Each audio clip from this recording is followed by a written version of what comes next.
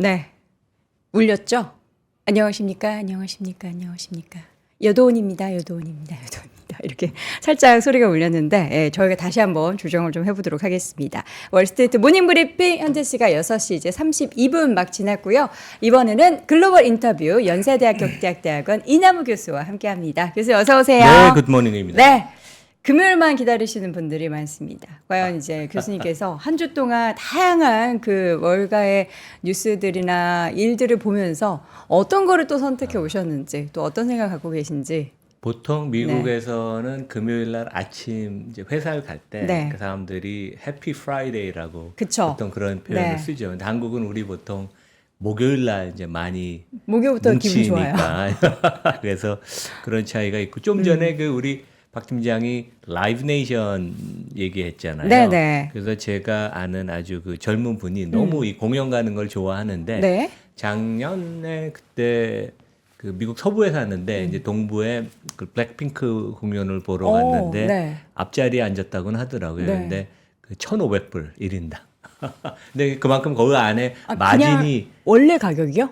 그러니까 이제 프리미엄을 냈겠죠, 되게. 아, 그러니까 뭐 이렇게 재구매를 한 거군요. 그 자리에 따라서 가격이 많이 올라간다고 그러더라고요. 그래서 되게 앞자리인데 그 1,500불. 그러니까 네. 뭐 우리 원화로는 200만 원이 그렇죠. 넘는 금액인데 제가 그 얘기를 들으면서 야, 이거 라이브 네이션이 돈을 진짜 많이 벌겠다 그런 생각이 들었는데 오늘 이제 독과점 이슈로 뭐 해체까지는 모르겠지만 네. 하여간 그 관행이 되게 독점적인 관행이다 이제 그런 얘기를 하더라고요. 그래서 옛날 생각이 좀 났습니다. 그 미국 같은 경우에는 사실 이런 공연뿐만 아니라 스포츠 경기도 엄청 비싸더라고요. 특히나 이제 뭐 우리나라 같은 경우에는 그냥 웬만한 일반사 좌석이 뭐 10,000원대, 20,000원대 이렇다면 그 나라는 몇백만 원. 그러니까 스포츠 그 하고, 좌석을 단체로 네. 구매하는 경우도 있고, 네네. 그다음에 그것을 기업들이 고객 접대하는 방식으로 많이 사용해서 네. 뭐 그 특히 그 방영권들도 지금 엄청나게 많이 뭐 아마존이 무슨 뭐 미국 프로농구를 네네. 뭐 방영권을 땄다 그래서 이제 운동에 대한 그런 권리 내지 시청하는 것들도 되게 가격이 비싸졌습니다. 오늘 네. 되게 재밌는 게 시장이 좀 빠졌잖아요. 네. 근데 그 다우 30개 종목이 다 빠졌다고 그러더라고요. 그게 전체 다 빠졌습니까? 2년 만인가? 그렇고 오. 그 국내에서는 그렇게 많이 지켜보지는 않는데 미국에서는 되게 꽤 뭐 안 좋은 의미에서 요즘 화제가 되는 게 이제 보잉인데 그쵸.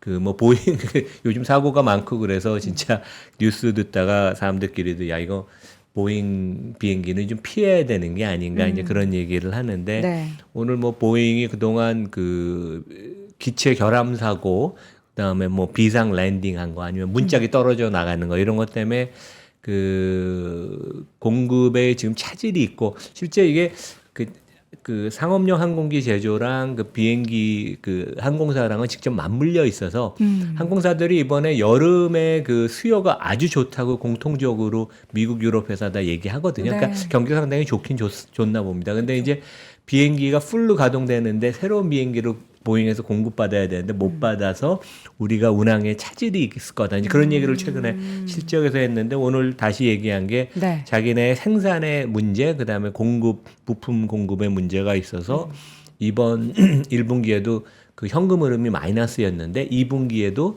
현금 흐름이 더 마이너스일 것이고 올해 전체 12개월을 놓고 봐도 마이너스일 것이다. 그래서 오늘 주가가 한 8% 정도 빠졌어요. 그래서 이게 보통 그 은행도 그렇고 이런 제조업체들이 이런 근본적인 생산 과정의 문제 이런 게 생기면 실제 그걸 해결하는데 뭐 1, 2년이 안 걸려 어떤 기업의 문화의 문제거든요. 네. 그래서 야, 이게 보잉이 미국의 대표적인 제조업체인데 이런 어려움을 겪는구나. 미국 사람들은 우리가 훨씬 더 그걸 피부로 느끼는 것 같습니다. 네.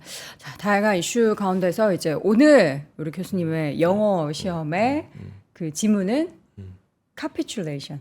예. 아, 저는 뭐 보통 우리가 네. 일상생활에서는 잘 안 쓰는 말인데 한국어로 번역을 하면 이제 항복한다. 항복, 예. 백기를 든다. 네. 그래서 그 월가에서는 capitulation이라는 말, 그러니까 이게 어떻게 보면 give up, 포기한다는 네. 말인데 많이 쓰는 게 이제 전문가들이 자기가 틀렸을 때 백기를 든다. 그래서 약간 언론들이 좀 비웃는 듯이 이제 그런 의미예요. 근데 이제 네.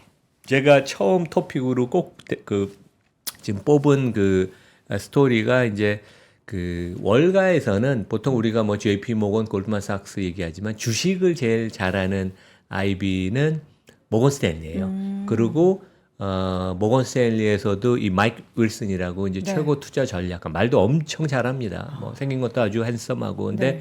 이분이 2022년에 주가가 폭락을 정확하게 맞췄어요. 그런데 주가가 그 이후로 약간 V자 형태로 지금 급반등을 했잖아요. 올해도 주가가 10% 이상 오르고 그런데 혼자 거의 유일하게 계속 베어리시한 그 견해를 유지해서 이 친구가 언제 백기를 들 것인가. 이제 그게 시장에서의 관심이었어요. 그래서 이번 줄 보면 당연히 엔비디아가 기업 뉴스 중에 최고였지만 마이크 윌슨이 월요일 날 네. 드디어 한국을. S&P 기준으로 4,500을 유지하다가 이제 5,400으로 꺾었죠. 네. 이제 그게 되게 화제였어요, 되게. 근데 이분이 정말 투자를 잘하는 그리고 전략가로서도 사실 탑이잖아요. 그러니까 그 보통 애널리스트나 전략가들은 이제 기관 투자가들한테 서베이를 하거든요. 네. 국내도 뭐 매경 환경에 서베이 하듯이 네. 이제 거기서 계속 1등을 장기간 했던 부분이에요. 그러니까 기관 투자가들 사이에는 영향력이 되게 있죠. 근데 이제 보통 이제 이렇게 뭔가 틀린다라고 이제 규정을 하게 되면은 미국에서도 그런 마이클 윌슨의 뭔가 위상이 떨어지게 되나요? 뭐 미국 별로 그런- 그렇지는 않은 것 같아요. 이제 보통 저도 리서치를 옛날에 네. 오래 해봤지만 이제 틀리면 이 정확한 그 지수를 맞히는 게 중요한 게 아니라 네. 논리가 중요하다. 그쵸. 뭐가 얘기할 때 논리에 어떤 논리로? 들어가는 가정 중에 우리 이코노미스트 가정이 틀렸다. 네. 이제 그런 식으로 하여간 조금 얼버무렸는데 우리가 그 국내도 그렇고 해외도 그렇고 네. 뭐 연말 지수나 1년 목표치 지수 얘기를 많이 하잖아요. 증권사에서. 이제 그런 것들을 우리가 어떻게 해석을 해야 되나 이제 그런 얘기를 제가 드리고 싶습니다. 네. 그래서 커피츄레이션이라는 말이 우리가 영자신문을 보면 종종 나온다. 이제 그런 말씀을 드리겠습니다. 자, 그럼 이야기 나온 김에 저희 주제 간단하게 좀 말씀을 해주시죠. 아, 그럴까요? 첫 번째. 그래서 첫 번째는 이제 뭐 우리 얘기했던 내용이고 네. 두 번째는 우리 뭐 박 팀장이 되게 그 엔비디아 얘기도 잘 해주고 네. 그랬는데 결국 엔비디아를 한 걸음 뒤에서 물러나서 큰 그림이 우리가 과거 그 변화, 그 다음에 지금 현재의 변화가 밸류에이션으로 어떻게 나타나는지 이제 그림 몇 개를 갖고 왔어요. 그래서 항상 우리가 엔비디아를 얘기할 때는 좀 어렵게 느끼는 면도 있는데 이게 매출이나 이익 증가율, 그다음에 마진이 어떻게 변해서 이제 제일 여기서 저는 귀에 들어왔던 게 매출 총이익률이 78%였거든요. 근데 그런 얘기가 있어요. 인텔이 거의 옛날에 서버에 들어가는 반도체를 독점할 때도 매출 총이익률이 60%밖에 안 됐는데 인류 역사상 어느 제품을 팔아서 마진이 78%가 되는 거는 거의 없다. 네. 이제 그런 얘기가 있었고 그 다음에 조금 좀 잦아들긴 하는데 지난주까지만 해도 AMC 뭐 이런 그 게임스톱 이런 밈 주식이 뭐 일주일 사이에 한 200~300%씩 막 오르고 막 네. 그랬었어요. 그래서 이 밈 주식의 강세를 어떻게 봐야 되나. 그래서 그 결국 시장의 유동성이 여전히 그렇게 많다. 이제 그런 의미거든요. 그래서 그 얘기를 제가 좀 드리고 네. 마지막으로는 오늘은 주가가 좀 조정을 받았지만 애플이 7일 연속 계속 그 주가가 올랐었어요. 그래서 올해 연초에 많이 빠졌던 게 거의 네. 회복됐잖아요. 그래서 지금 주가로는 연초랑 그 횡보입니다. 그래서 그렇군요. 결국은 6월 10일 날 그 AI 그 컨퍼런스를 열거든요, 애플이. 그래서 이제 그러한 기대감인데 우리가 애플의 R&D를 좀 믿고 우리가 근데 애플이 근데 실제 자기네가 약간 비밀주의예요, 여기는. 네. 그래서 이제 무엇을 어떻게 하는지 잘 밝히질 않는데 애플 정도는 우리가 한번 믿고 봐야 되는 게 아닌가 이제 그런 얘기를 하겠습니다. 네. 자, 그러면 이제 하나씩 이야기를 풀어보도록 하겠습니다. 먼저 그 마이클 윌슨 이야기를 하면서 이제 월가에서는 이렇게 이제 100기를 드는, 그러니까 뭐 틀릴 수 있는데 그 전에 또 어떤 논리로 4,500을 이야기했는지 중요하고 또 5,400으로 올렸을 때 뭐가 변동이 돼서 5,400으로 올렸는지 거기에 더 그러니까 과정에 더 그렇죠. 집중을 네, 하는 거군요. 논리에 네. 그러니까 뭐 미국 시장은 우리보다 훨씬 좀 더 앞서 있으니까 그 논리를 했는데 이제 여기서 우리가 그 모건 스탠리가 하여간 가장 대표적인 증권사고 마이클 윌슨이 하여간 1등을 하는 그 투자 전략가다. 이제 그래서 조금 더 화제가 됐던 것 같아요. 그래서 그 우리가 이제 주가라는 것은 그 개별 종목을 얘기할 때 아니면 시장 지수를 얘기할 때 근거가 되는 건 두 가지의 변수예요. 네. 앞으로 1년, 2년 후에 이 회사가 얼만큼 돈을 벌 건지 시장으로 따지면 시장 전체의 상장 기업의 그 이익을 다 합한 거죠. 그래서 네. 이제 이익의 전망과 거기에 몇 배수를 주느냐. 그래서 삼성전자는 뭐 배수를 뭐 10배를 준다, 15배를 준다. 근데 이제 경기 관련주들은 멀티플을 배수를 곱하는 게 쉽지가 않아요. 변동성이 크기 때문에. 근데 이제 미국 시장이라는 것은 감익을 거의 안 하기 때문에 작년에도 실제 시장이 감익할까봐 우려했는데 2, 3% 이익이 증가했잖아요.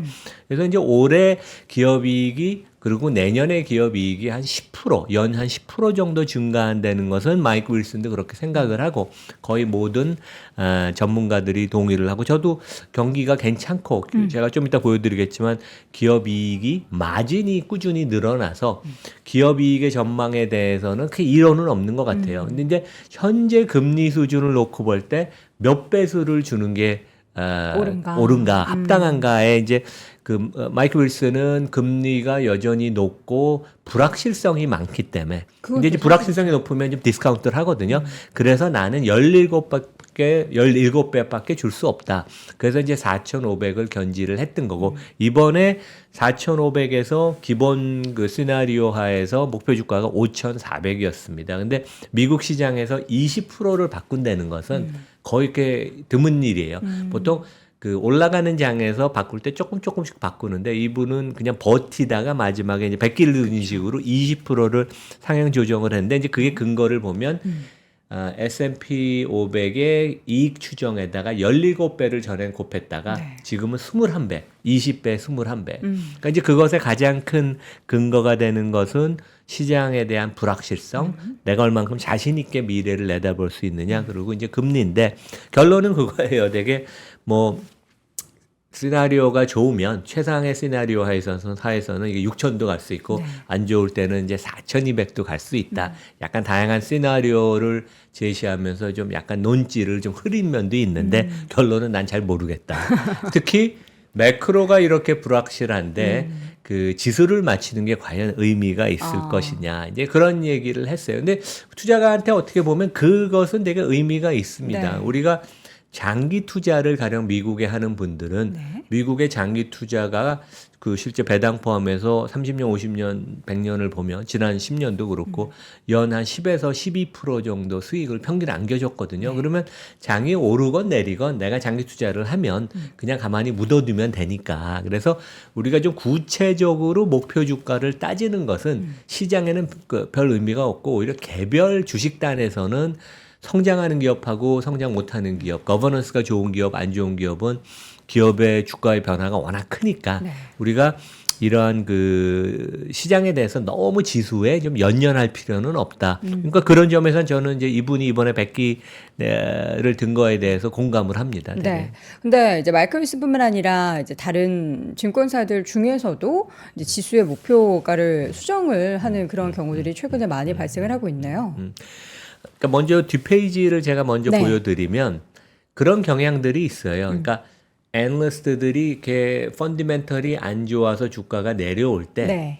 그 하향 조정을 늦게 해요. 미리 하지 그리고 않고. 미리 안 하고. 그러니까 그 실제 애널리스트들 증권사 사람들은 미래를 내다보는 능력은 뛰어나진 않아요. 평균적으로. 뛰어난 사람들은 실제 포트폴리오 매니저, 펀드 매니저를 많이 바뀌죠. 그래서 이제 남는 사람들은 기본적으로 미래에 대한 예측력이 그냥 평균 정도라고 생각하면 돼서 그런 기본적인 것도 있고 그다음에 성향상 애널리스트들은 여기 보시다시피 그 미국의 이 검은 선은 미국 S&P 500의 네. 주가, 그러니까 지난 6개월 동안 우상향하는 주가인데 이제 파란 선은 미국 월가의 투자 전략가들의 그 목표 S&P 500 그 지수 전망이에요. 근데 보면 그냥 시장을 따라가는 듯한 그런 모습. 그래서 이제 튀는 거보다는 그냥 어느 정도 시장이 오르거나 내려가는 거에 대해서 그냥 따라가면서 조정을 해서 그러니까 국내 증권사들의 그 지수 전망이나 미국의 뭐 급여를 많이 받고 한 30년을 한 전문가들이지만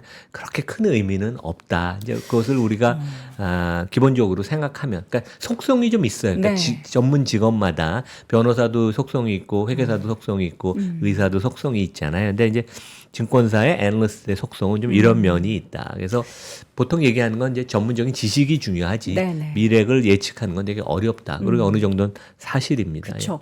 그러니까 이게 지금 나오는 다양한 시장의 지수를 전망할 수 있는 숫자들, 뭐 예를 들자면 실적에 관한 대표적인 거겠죠. 근데 실적을 두고서 그러니까 아까 그 마이클 윌슨 얘기처럼 이제 멀티플을 얼마를 줄지에 대해서는 각기 다른 의견들이 있기 때문에 애널리스트들의 역할은 논리를 제시를 하고 이러한 숫자들이 나오고 있습니다를 잘 분석해서 제시하는 게 그들의 역할이고. 실제 전망 다만 이제 개인들이- 지수를 맞추는 것보다는 네. 기업은 덜 어려운 게 기업은 회사들이 가이던스를 주잖아요. 그렇죠. 이번에 이제 엔비디아도 1분기 실적도 분기 실적도 좋았지만 가이던스도 좋아서 이제 오늘 시가총액이 뭐 2조 이제 6천억 달러에 육박을 했습니다. 네. 그래서 이제 회사가 가이던스를 어느 정도 전망치를 주니까 이제 그걸 근거로 하니까 네. 그 개별 기업을 보는 애널리스트들은 전략가보다는 조금 쉽다고 할 수는 있어요. 근데 그 대신 또 개별 기업마다 또 변동성은 크니까. 네. 그래서 이제 우리가 기억을 해야 되는 게 우리 여앵커 좀 전에 얘기한 것처럼 뒤늦게 지금 이제 목표 주가 그 지수 전망을 올리는 증권사들이 있고 여기 왼쪽 그래프들 보면 뭐 모건 스탠리, 웰스 파고, BMO 캐피털 마켓. 근데 이제 모건 스탠리는 대표적인 증권사니까 이제 조금 더 화제가 됐던 것 같고 네. 우리가 이제 그 제가 뭐 여러 번 얘기를 했지만 개별 주식이든 시장이든 크게 그 주가의 그 전망에 영향을 미치는 변수는 크게 보면 5가지예요. 가장 중요한 것은 이익 증가율. 네. 어차피 회사가 성장을 하는 게 상장사의 목표고 네. 이익이 증가하는 거랑 거의 비례적으로 꼭 1대1의 관계는 아니지만 그러니까 이익이 30% 늘었다고 주가가 30% 느는 건 아니죠. 하지만 네. 방향성이나 기본적인 그 상관관계는 대단히 높고 이익하고 주가는 그다음에 이제 주주를 어떻게 대하느냐. 배당, 자사주. 그래서 이제 이익 성장률이 주가로 연결이 되고 배당과 자사주가 나의 토탈 리턴. 제가 이제 총 주주 수익률이라고 그동안 맨날 얘기해 왔고 이번에 정부의 밸류업 가이드라인에도 그게 포함이 돼 있습니다. 기업들이 이제 그걸 계산해 봐라. 그래서 주주 입장에서 이제 그렇게 보고 뭐 빚이 있으면 차입금은 주가에 악영향을 미치는데 뭐 좋은 기업들은 미국이건 한국이건 빚이 없습니다. 그래서 이건 큰 팩터가 아니고 그다음에 회사의 비즈니스 모델이나 이익 전망이 리스크가 많으면 이제 테슬라 같은 데가 예측하기가 되게 어렵죠. 그러면 좀 할인 요인이고 그다음에 기본적으로 이제 금리가 역의 상관관계가 주가랑 있지만 항상 반드시 그런 것은 아니다. 그래서 이제 그동안 그 마이클 윌슨도 좀 보수적이었던 가장 큰 이유는 금리가 주가에 부정적으로 미치는 그 밸류에이션 그 부분을 되게 심각하게 봤던 거예요. 근데 자기가 잘못 봤다고 이번에 이제 인정을 한 셈이죠. 네. 되게. 근데 이제 앞서서 우리 교수님께서 보여주신 차트를 보면은 이게 이제 뒤늦게 항복한다라는 게 아니라 원래 그들의 특성이었고 그런 흐름이 쭉 있었는데 이제 언론 보도에는 이제 뒤늦게 항복을 했다라는 표현이 많이 좀 쓰여져서 우리 시청자분들은 요 방송을 이제 보신 시청자분들은 아 월가에서 이렇게 전망하는 것은 좀 시장에 어떻게 보면은 이제 후행을 한다라는 것을 좀 인지하고 계시면 좋을 것 같고 그런데 이제 중요한 거는 이렇게 목표 주가를 수정하는 지수들이 이렇게 나오면은 그게 어떤 의미를 담고 있는지가 더 중요한 것 같습니다. 관련해서 지금 또 차트단을 준비해 주셨는데 항복을 한다라는 게 시장이 쉬어간다라는 의미일 수도 있다. 그런 얘기도 있어요. 그러니까 이제 펀더멘털이 안 좋아서 네. 주가가 빠질 때 이제 하향 조정을 하잖아요. 근데 네. 되게 거물급 애널리스트가 마지막에 100기를 던져서 다운그레이드를 하면 아 그때가 오히려 펀드 매니저들은 어이구 이제 살 애널리스트들이 때다. 다 다운그레이드 하니까 주가가 오르겠네. 왜냐하면 이미 악재가 반영됐으니까. 네. 거꾸로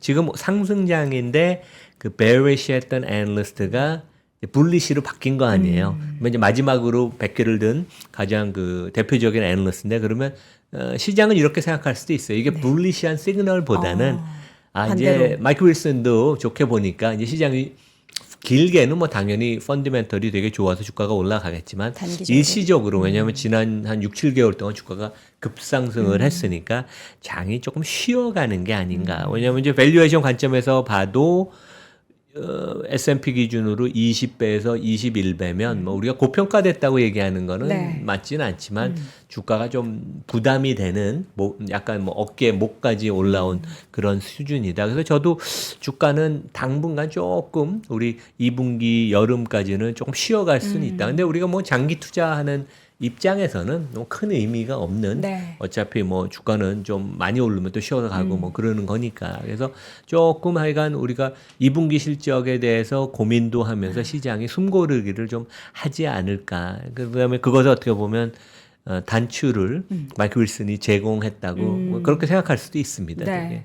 그 와중에 이제 우리가 명확하게 봐야 될 것은 이제 수익성이 어떻게 좀 흐름이 나타나고 있는지를 보면은 좋아지고 있는 거잖아요. 그렇죠. 그러니까 결국 주가라는 것은 미래의 이익과 네. 그 다음에 거기에 이제 멀티플 배수를 곱하는 거죠. 근데 지금 저는 시장을 긍정적으로 길게 보면 미국 시장 상당히 계속 좋게 보는 가장 큰 이유가 미국 기업이 수익성이 마진이 계속 개선이 되고 있어요. 그래서 이제 국내는 뭐 반도체나 우리 산업부의 사이클에 따라서 틀리지만 마진이 한 5%에서 한 10% 정도 왔다 갔다 합니다. 그러니까 10%를 넘는 경우가 없어요. 되게 반도체가 좋고 우리 기업 이익이 피크에 가도. 근데 미국 기업들은 2020년 그 코로나 피크 때 되게 어려울 때도 마진이 10%를 사수를 했고 최근에 다시 회복을 되는 모습을 보여요. 그래서 전 고점이 2021년 말에 한 13%를 넘었는데 지금 13%를 다시 일봉 실적을 보면 돌파를 했고 전고점을 뚫는 것이 아닌가. 물론 이제 여기에 가장 대표적인 것은 대표적인 빅테크나 이제 대형 기업들이 다시 마진을 키우는 그런 상황이어서 기업의 수익성이 회복이 된다는 것은 되게 청신호이다. 아주 펀디멘털하게 좋은 것이다. 네. 이제 그렇게 말씀을 드리겠습니다. 네.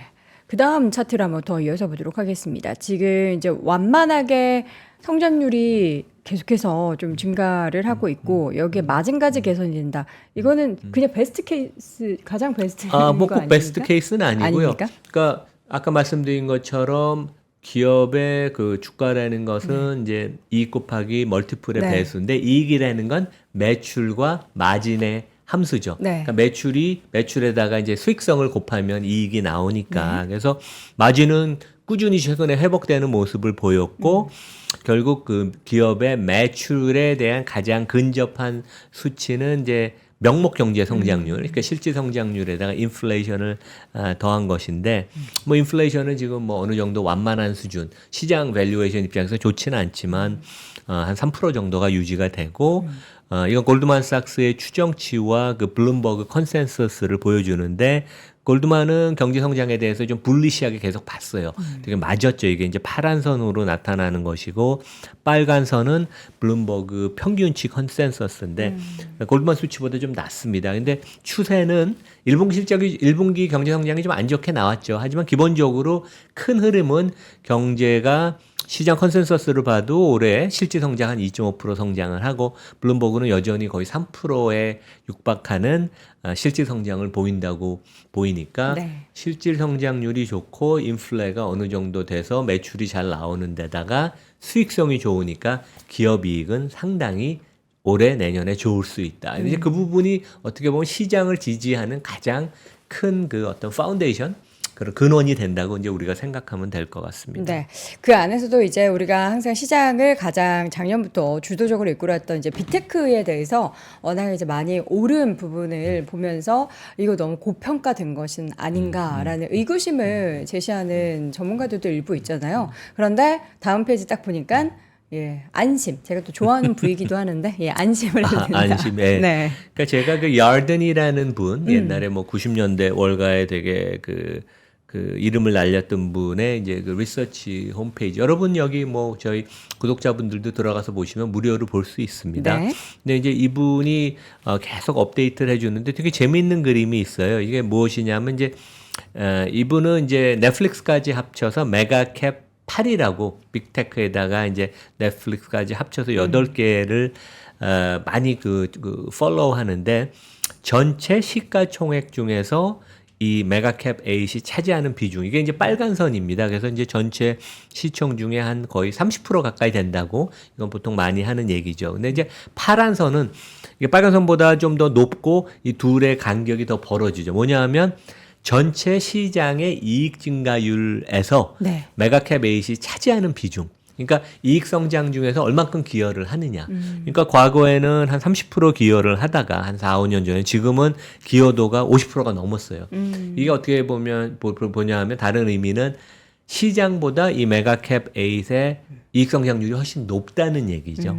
그래서 우리가 뭐 밸류에이션을 할 때는 그 기업이나 시장의 절대 밸류에이션도 하고 상대적인 비교 평가도 해야 되거든요. 그래서 제가 이제 학교에서 우리 학생들 과제를 줄 때는 기업을 분석할 때는 그 기업 하나만 놓고 분석하면 안 되고 그 기업이 그 시장에 있는 다른 경쟁사 아니면 글로벌리 비즈니스 모델이 비슷한 다른 회사도 같이 비교를 해야 된다고 이제 과제를 주는데 우리는 네. 마찬가지로 시장을 볼 때 빅테크에 대해서 개별 기업도 보지만 시장 대비 상대적인 성장성과 밸류에이션을 같이 놓고 봐야 되는데 그런 면에서 보면 빅테크의 어떤 우월성이 더 최근에 두드러지는 그런 모습을 보여서 저는 뭐 절대 주가나 상대 주가를 봐도 큰 문제는 없다. 뭐 이걸 버블이다 고평가다 이제 그렇게 생각은 안 합니다. 네. 자, 그럼 마지막으로 이제 리스크도 우리가 점검해 볼 필요가 있는데 두 가지를 지금 적어 주셨어요. 그러니까 리스크는 우리가 투자할 때 항상 생각해야 되고 그렇죠. 전문 투자가 특히 이제 가장 리스크 관리를 잘하는 데들이 이제 헤지펀드라고 보통 얘기하잖아요. 네. 항상 이 사람들은 리스크를 어떻게든지 줄이고 내가 어떠한 좋은 테마 아이디어가 있으면 그걸 구현하는 방법을 생각하는데 마이클 윌슨도 이 얘기를 했어요. 지금 나의 그 전망이 틀릴 가장 큰 이유는 금리가 급등을 하면 그러니까 이제 실제 작년에도 뭐 11월 달인가요? 이제 주가가 좀 휘청한 적이 있었는데 그때 국채 금리가 급등을 했었거든요. 왜냐하면 금리가 오른다는 것은 결국 주가 밸류에이션에 악영향을 미치니까 네. 이제 그런 뭐 가능성은 뭐 높진 않지만 금리가 뭐 좀 요동을 칠 그런 가능성은 있고 그러면 주가가 좀 휘청할 겁니다, 되게. 그다음에 이런 얘기도 가능을 해요. 그러니까 이제 11월에 미 그 대선이 있고 지금 뭐 진짜 박빙의 승부인데 공화당 네, 그 민주당이 바이든 대 트럼프가. 근데 이제 트럼프가 재선이 되면 이제 특히 우리나라 산업에 영향이 미칠까봐 국내에서도 이제 언론에 많이 보도가 되는데 네.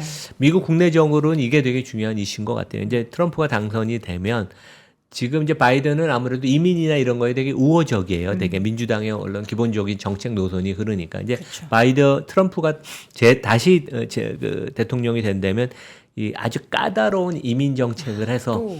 그 외국 근로자 유입을 제한을 하고 이제 그러면 노동시장이 약간 지금 풀리는 기미가 보여서 최근에 임금 상승률도 좀 둔화가 되잖아요. 네. 다시 노동시장이 경직이 돼서 이게 결국 물가를 자극을 하고 이제 이런 그 악의 사이클이 물론 이제 트럼프가 당선이 되면 친기업적인 우호적인 정책을 내긴 하겠지만 네. 시장 그 금융시장에서는 좀 이런 점들을 좀 부정적으로 볼 수도 있다. 이제 네. 우리가 이런 점들을 한번 연말까지 한번 우리 관심 있게 보면 좋을 것 같습니다. 네. 그럼 이어서 엔비디아 이야기를 또 해보겠습니다. 이번 실적 발표와 드디어 천비디아가 된 엔비디아.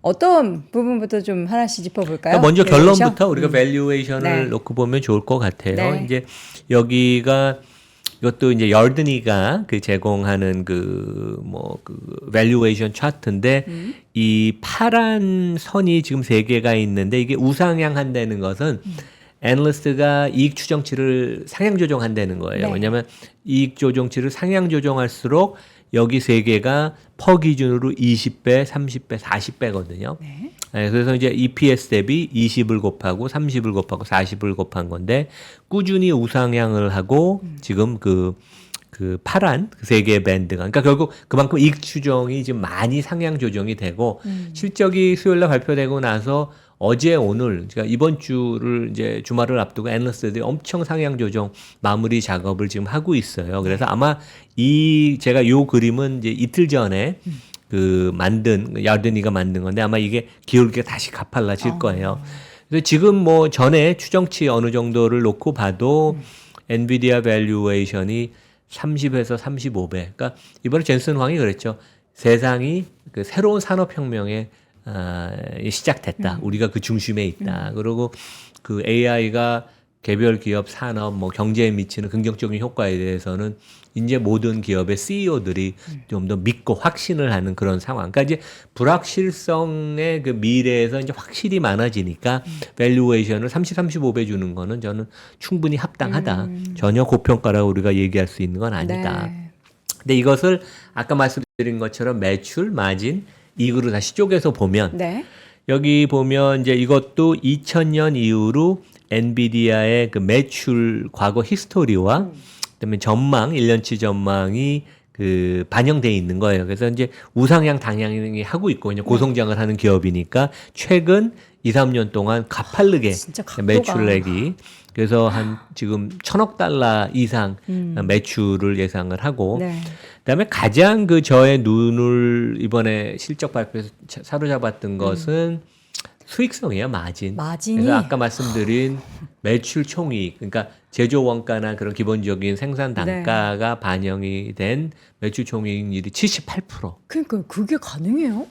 그러니까 얼마나 많이 붙여서 그만큼 파는 프라이싱 거야? 파워가 있고 수익성이 이익을 많이 남긴다는 네. 얘기죠. 그러니까 그리고 아까 말씀드린 것처럼 인텔하고 마이크로소프트가 전 세계 PC 네. 서버를 독점하던 시대가 있었어요. 20년 전, 30년 전에. 그때보다도 수익성이 높다는 것은 진짜 독보적이다. 그래서 여기 보시는 순이익률이에요. 순이익률이 지금 55%. 네. 그러니까 대단합니다. 특히 최근에 급격하게 오른 것을 볼 수 있고 이제 마지막은 매출과 이제 마진을 곱하면 그 순이익이 나오잖아요. 주당 순이익. 각도가. 여기서 보면 최근에 이제 주가가 뭐 금년에 뭐 몇 프로 올랐다. 지난 1년 사이에 뭐 250% 올랐다. 네. 이제 그것이 과하지 않냐 얘기를 하지만 그렇죠. 우리가 여기 보면 2023년 하반기 그러니까 지난 한 1년 사이에 그 이익에 대한 전망이 한 5달러에서 지금 30달러로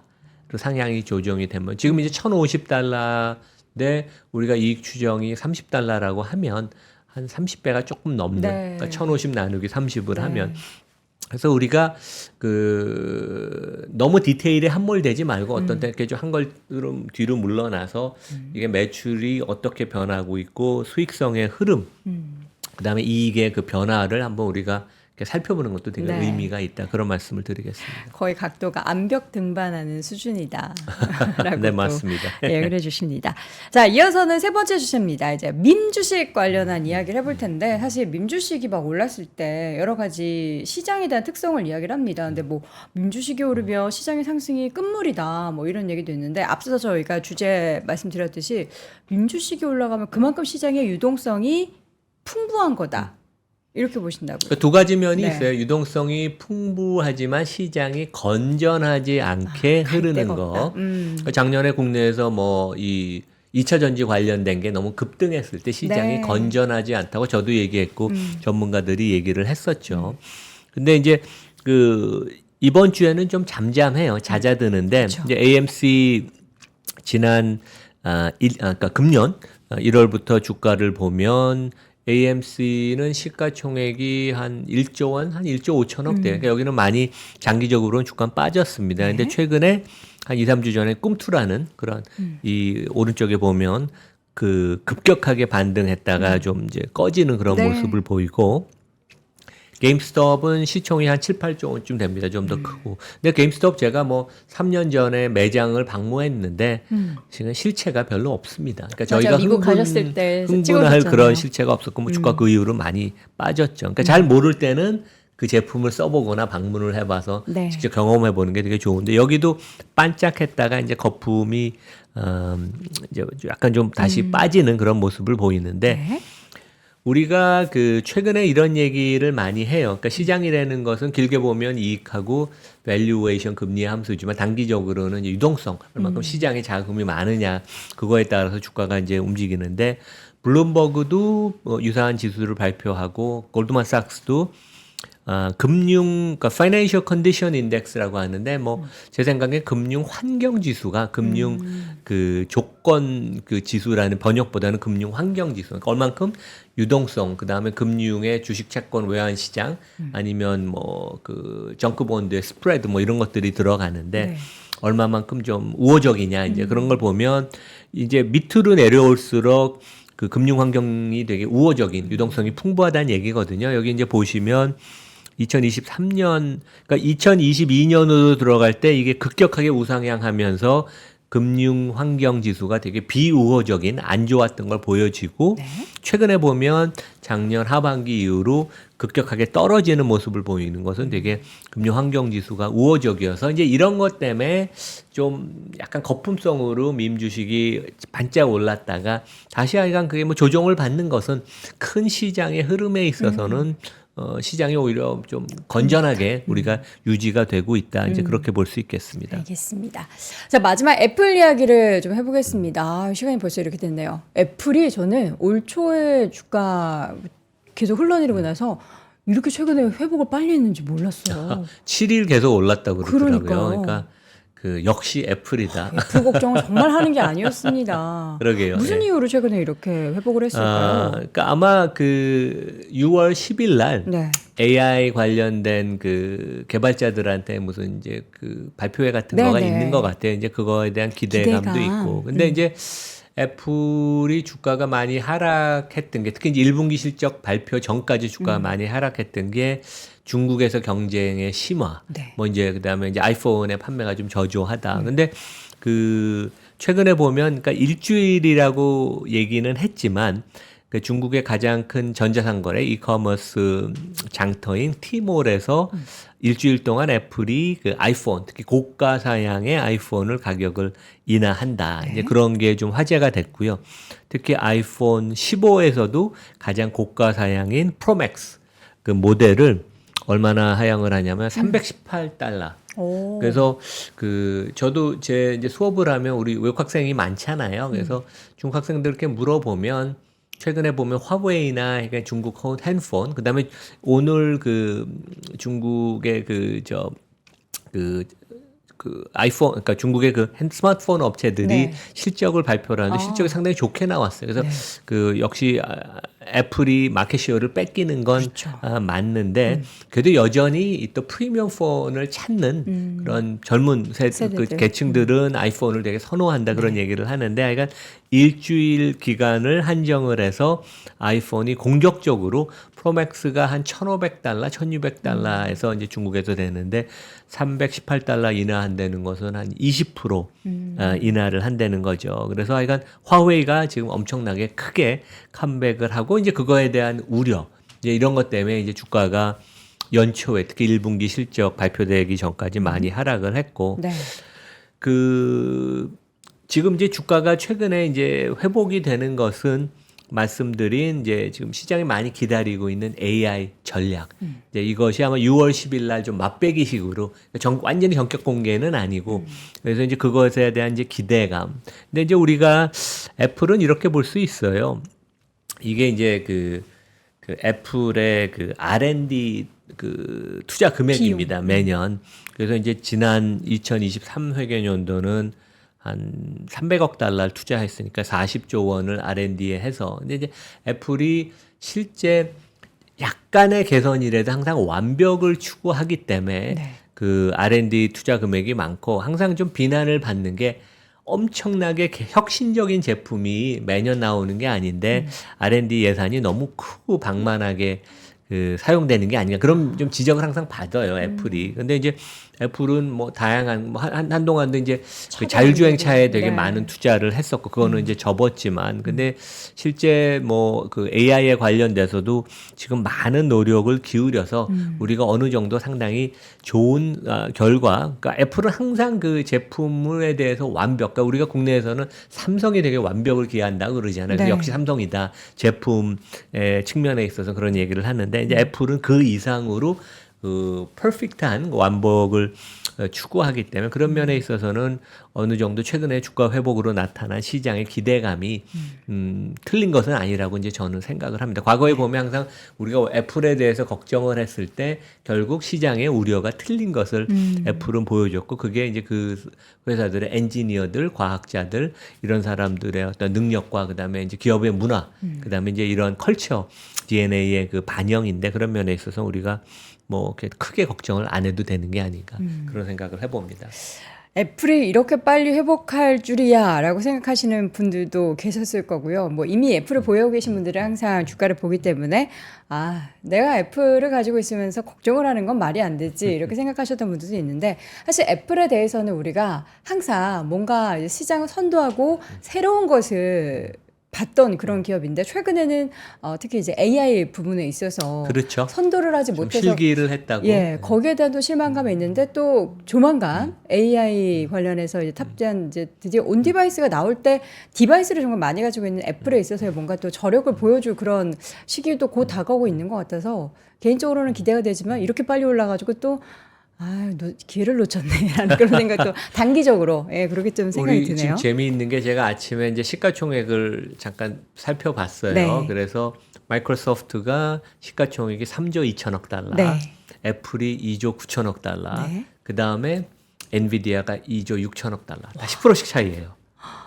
그러니까 이게 되게 그 시가총액의 이제 뭐 경쟁이라는 표현이 맞는지 모르겠지만 이 톱3의 상대적인 근데 뭐 이미 시장의 가장 중요한 주식으로 이제 엔비디아가 꼽히고 있죠. 뭐 완전히 자리를 네. 이제 매김을 했죠, 되게. 네. 하지만 역시 애플도 특히 이제 그 생태계에 근거한 서비스 부분 아까 우리가 엔비디아 마진이 78%라고 그래서 이거 이럴 수가 있나. 근데 애플도 서비스 국내에서 많이 안 쓰지만 그 부분의 그 매출 총이익률은 70%가 넘습니다. 그러니까 우리가 애플을 좀 이렇게 재미없는 주식이라고 생각할 수도 있지만 엄청난 현금 흐름을 창출을 하고 주주 환원을 하고 그 다음에 이제 그런 걸 바탕으로 또 R&D를 막 이렇게 투자를 하니까 우리가 성장성은 조금 떨어지는 건 맞아요. 하지만 믿을 만한 주식이다 그렇게 생각을 합니다. 알겠습니다. 애플은 약간 그리고 또 제대로 된 거 아니면은 선보이지 않는 그런 경향도 그렇죠. 있잖아요. 항상 완벽함을 되게 추구하는 게